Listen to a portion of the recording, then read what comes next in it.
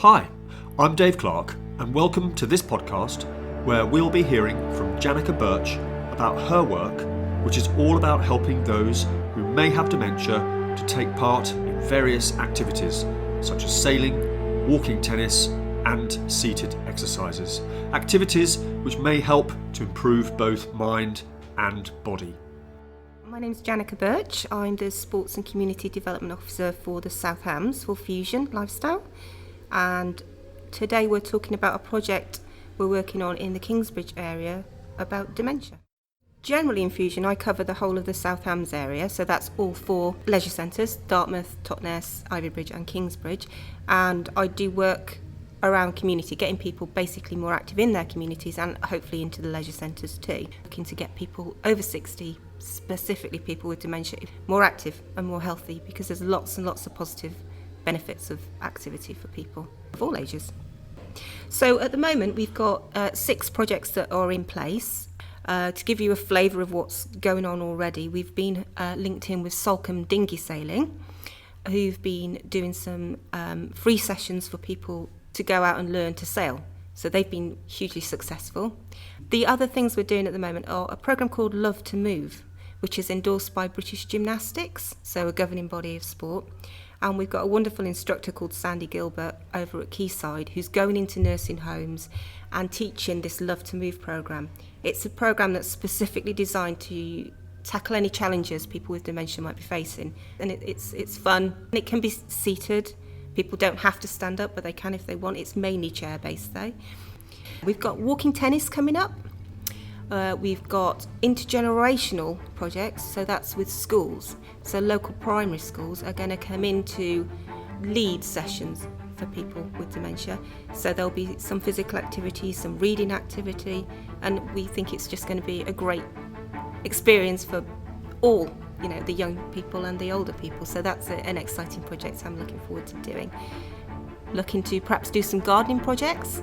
So I've contacted the community gardens up in Kingsbridge to get people walking around in the fresh air. We all know the fresh air is so much better than being in a building, so if we can get people with the double benefit of being outside as well as doing some activity, then we hope to do that. So lots of things coming up, and the KDFC website will be promoting those as they happen, so keep an eye on that. So what are the benefits to the mind and the body of exercise? Yeah, it's been suggested in many studies that actually doing activity is not just good for your physical health, it's good for your emotional, mental health as well. So cortisol levels, stress hormones, sort of anxiety, high blood pressure, all these bad things can be helped by getting active. So a lot of people, when they think about exercise, think about extreme exercise, running fast, swimming fast. What we're talking about here isn't that. No. Obviously the benefits are still there. The biggest gain in sort of benefits of exercise is actually taking people from sedentary, i.e. doing nothing, to doing something. So actually the biggest health gain and the biggest sort of mental health gain as well is at that point. And that, like I say, that could be seated on a chair. And also I guess it's not just about the exercise itself, it's about what comes with that. So each class, each group, each activity will start to bond, and then you get sort of connectivity within the groups, and a social side comes into the class as well. So you start to make more friends. Loneliness is a massive problem, especially for the older generation. So if they have somewhere to go to, they feel comfortable, and supported, then hopefully they'll continue to do them and continue to get more and more benefits. There's obviously the mental health side of things we've mentioned, and obviously physically we all need to move more. Every government report says that now, so it's use it or lose it, isn't it? If you don't move around, your independence is likely to suffer because you can't reach to the cupboard or you can't bend down to pick something up. All these activities have multifold benefits, really. Do you think that there are any barriers that people feel that they need to overcome when trying to access exercise in their local leisure centre, for example? I'm sure everybody has barriers. Coming through a leisure centre door for some people can be quite a traumatic experience, because if they're not used to being active, they look like quite scary places, don't they? So Kingsbridge, for example, Kingsbridge Leisure Centre is a Dementia Friendly leisure centre, and KDFC, as part of this project, are delivering training to understand how to deal with people who may have different needs, so dementia being one of them. People do need training because without it they may do or say the wrong thing, and that's not fair on anybody. So it's key that we make sure the staff who are working with these particular groups feel empowered to work with them properly. We need to be patient with people and make sure that we're treating them with respect, obviously, but just working the right way, and the training will really help staff to do that. So yeah, Kingsbridge are very on top of it. All our other centres want to do it too, and many of them have. So it's a really positive time. So what are the sort of plans and ambitions? Already we're having some success, so we're very pleased about that.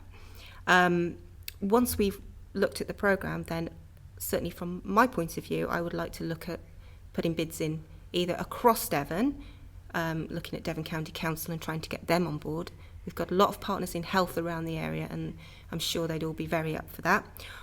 Or looking at separate discrete bids in each of the 4 towns in the South Hams for myself, and possibly West Devon, to deliver this similar project. So it becomes ingrained as just the norm. We don't want it to be only done when we've got funding to do work on dementia. We want people with dementia, people with any problem or issue, to feel welcome and included in our activity provision. So that's exactly where the end game is that we don't need any more funding, because it's just another thing we do.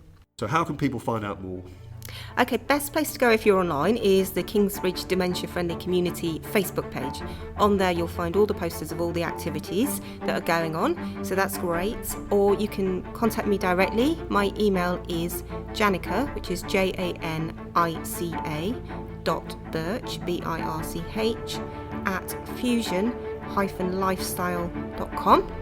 Give me a call, 07834 191 681. Please leave a voicemail if I don't answer, because my reception's not good at home. And come on down, we look forward to seeing you. It's a programme that's out there for everybody, so please give it a try, and we hope to see you very soon. And become a dementia friend. Don't forget to do that, it's very important. Thanks very much. You're welcome. If you would like to find out more, please search for Kingsbridge Dementia Friendly Community. Don't forget, there are many other episodes in this series. We've looked at how to include children when talking about dementia, the work of the local police, and where to go for help and advice. This is a How production. Please share and subscribe.